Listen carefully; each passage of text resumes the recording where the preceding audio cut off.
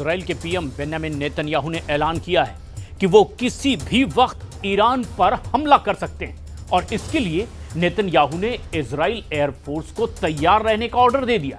इससे पहले ट्रंप ने व्हाइट हाउस में घोषणा की कि वो ईरान से बहुत सख्त एटमी डील करने वाले हैं। ट्रंप ने जानकारी दी कि एटमी डील की सबसे जरूरी शर्त ईरान के सभी एटमी सेंटर पर अमेरिका का कंट्रोल है। ट्रंप ने यह भी शर्त रखी कि अमेरिका जब चाहेगा ईरान के तमाम एटमी प्रोग्राम को तबाह कर डालेगा।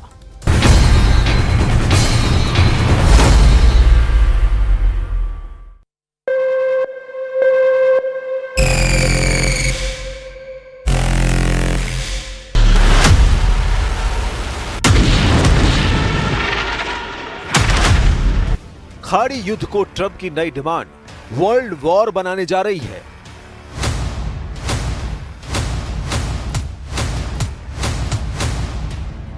इजराइल और उसके दुश्मनों के बीच जारी जंग न्यूक्लियर युद्ध की तरफ बढ़ गई है। डोनाल्ड ट्रंप ने ईरान से एटमी डील की आखिरी और जरूरी शर्त मानने का प्रेशर बनाया है। वो शर्त ऐसी है जिसे सुन सुप्रीम लीडर अली खामेनेई का खून खौल गया है।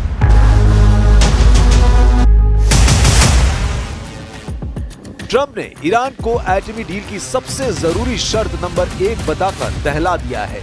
अमेरिका ने ईरान को कहा है कि उसके एटमी अड्डे का फुल एक्सेस ट्रंप को चाहिए।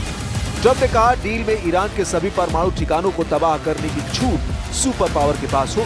ट्रंप ने ऑर्डर देते हुए ईरान के एटमी अड्डे की निगरानी से लेकर वहां होने वाली हर गतिविधि पर नजर रखने का दावा ठोक दिया है।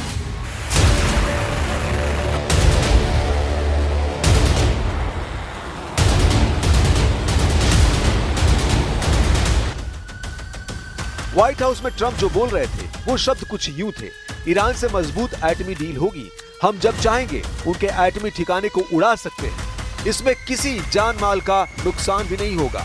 ट्रंप ने जिस हल्के लहजे में ईरान को एटमी डील का दाना डाला उसने इजराइल को गदगद कर दिया।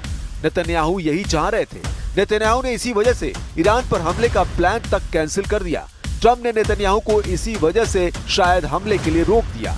आखिर में नेतन्याहू जो चाह रहे थे ट्रंप ने वही शर्त ईरान पर थोप दी है। सवाल यह है कि क्या ईरान अब ट्रंप से कोई डील करेगा भी या नहीं। जवाब जग जाहिर है, डील होगी तो ईरान की शर्तों पर। ट्रंप के धमकाने से ईरान घुटने टेकने वाला नहीं, मगर ट्रंप जो कह रहे हैं उसे नजरअंदाज करना ईरान के लिए आसान नहीं होगा। I don't trust anybody.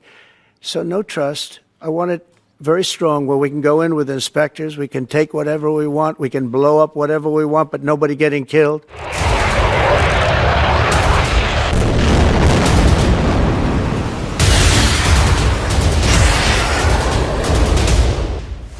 Trump ने अचानक पासा पलट दिया है। ईरान इस बात के लिए राजी हो गया था कि अमेरिका उसके परमाणु अड्डों को देख सकता है। ईरान की एटमी लैब में क्या चल रहा है इसे भी अमेरिका जान सकता है। लेकिन अब इससे भी आगे बढ़कर ट्रंप ने ईरान के एटमी पावर का रिमोट कंट्रोल अपने हाथ में लेने की मांग कर दी है, जिस पर ईरान की लीडरशिप भड़क गई है। अली खामेनेई के सलाहकार ने ट्रंप को करारा जवाब दिया है। अली शमखानी ने ट्रंप के ख्याल को ऐसा ख्वाब बताया है जो कभी हकीकत नहीं हो सकता। अली खामेनेई के सलाहकार ने कहा, ईरान के परमाणु अड्डों तक पहुंचना और उन्हें बर्बाद करना ऐसी कल्पना है जिसे कई अमेरिकी राष्ट्रपतियों ने दुनिया से साझा किया है। लेकिन ईरान आजाद है, मजबूत है। ईरान की तय की गई एक रेड लाइन है, बातचीत सम्मान के साथ होगी। ट्रंप की एटमी डील की शर्तों के खुलासे के साथ ये भी जानकारी सामने आई है कि उन्होंने सऊदी अरब से ईरान पर प्रेशर बना रखा है। सऊदी अरब के रक्षा मंत्री प्रिंस खालिद बिन सलमान ने पिछले महीने तेहरान का दौरा किया था, जहां उन्होंने Masoud Pezeshkian, chief of staff Mohammad Bagheri और विदेश मंत्री अब्बास अराक्ची को ट्रंप के प्लान के बारे में बताया था। खालिद बिन सलमान ने ईरान की लीडरशिप को चेतावनी दी थी कि या तो एटमी डील करें या फिर हमले के लिए तैयार रहें। सऊदी प्रिंस के दिए मैसेज के बाद ईरान ने एटमी डील की तरफ तेजी से एक्शन लिया। با توجه به برداشت بهتری که الان نسبت به مواضع جمهوری اسلامی وجود داره بتونیم به راهکارهایی برسیم که قابل پیشرفت باشه در مذاکرات. ما هنوز در اون مرحله نیستیم ولی ناامید هم نیستیم و من به نظرم امروز به خصوص با توجه به بحث‌هایی که صورت گرفت و راهکارهایی که توسط عمان پیشنهاد شد برای رفع موانع احتمال پیشرفت وجود داره. हालांकि अब ट्रंप की नई शर्त ने सारे समीकरण बदल डाले हैं। ईरान के लिए एटमी डील गले की फांस बनती जा रही है, जिसके चलते ईरान ने इजराइल को झटका देना शुरू कर दिया है। ईरान ने मोसाद एजेंट को सूली पर टांग कर अपने इरादे जाहिर कर दिए हैं। ईरान ने पेड्राम मदनी नाम से मोसाद एजेंट को फांसी पर टांग दिया है। ईरान की कोर्ट ने पेड्राम को मोसाद के लिए जासूसी करने और भारी पैमाने पर भ्रष्टाचार के जुर्म में फांसी दी है। मदनी को 2020 में तेहरान से गिरफ्तार किया गया था। उस पर आरोप था कि वो इजरायली खुफिया एजेंसी मोसाद के लिए काम कर रहा था। मदनी अवैध तरीकों से संपत्ति अर्जित कर रहा था। उसने यूरोप में बिटकॉइन और यूरो के जरिए पैसे का लेन देन किया। जांच में सामने आया कि पेड्राम मदनी अक्सर विदेश जाता था, खासकर जर्मनी। वहीं उसने मोसाद के ट्रेनिंग प्रोग्राम्स में हिस्सा लिया। ट्रेनिंग के बाद मदनी ईरान लौटकर जासूसी नेटवर्क खड़ा करने लगा था। मदनी जैसे कई हाई प्रोफाइल लोगों को मोसाद एजेंट बताकर ईरान चुन चुन कर ठिकाने लगाने का दावा कर रहा है। मोसाद एजेंट के सिलसिलेवार सफाई से भड़का इजराइल ईरान में ऑपरेशन थंडरबोल्ट शुरू करने की तैयारी में है। नेतन्याहू को ऑपरेशन थंडरबोल्ट में अमेरिका का फुल सपोर्ट भी मिलने की गारंटी है।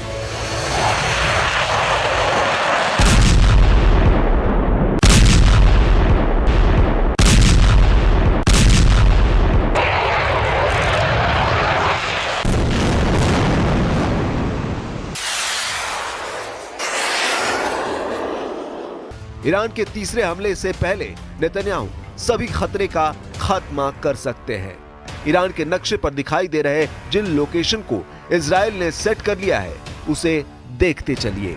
ईरान की राजधानी तेहरान से करीब 150 किलोमीटर दूर कौम, तेहरान से करीब 300 किलोमीटर दूर अरक, तेहरान से 316 किलोमीटर दूर नतांज सिटी, तेहरान से करीब 400 किलोमीटर दूर इस्फहान शहर, तेहरान से 500 किलोमीटर दूर अर्दकन शहर, तेहरान से 1000 किलोमीटर दूर बू शहर।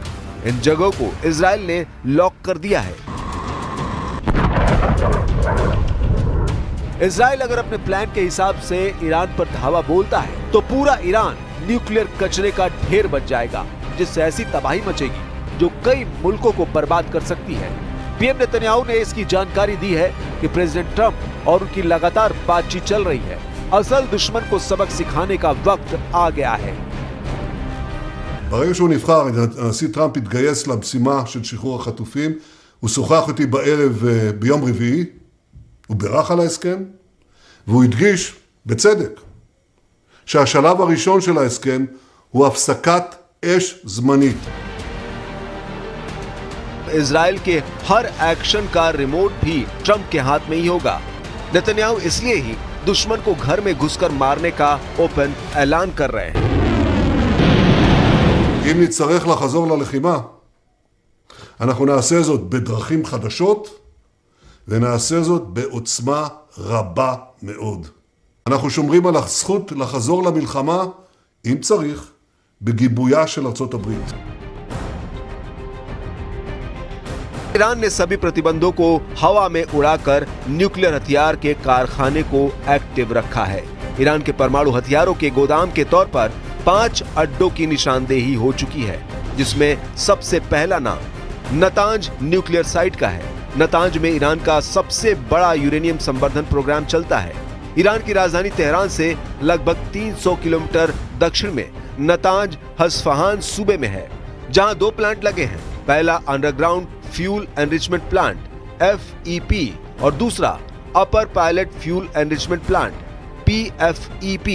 नतांज न्यूक्लियर साइट का पता साल 2002 ही में चल गया था।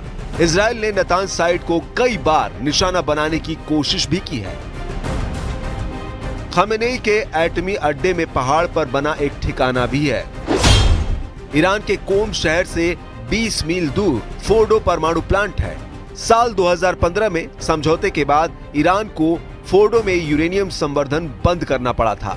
हालांकि अब यहाँ 1000 से अधिक सेंट्रीफ्यूज काम कर रहे हैं।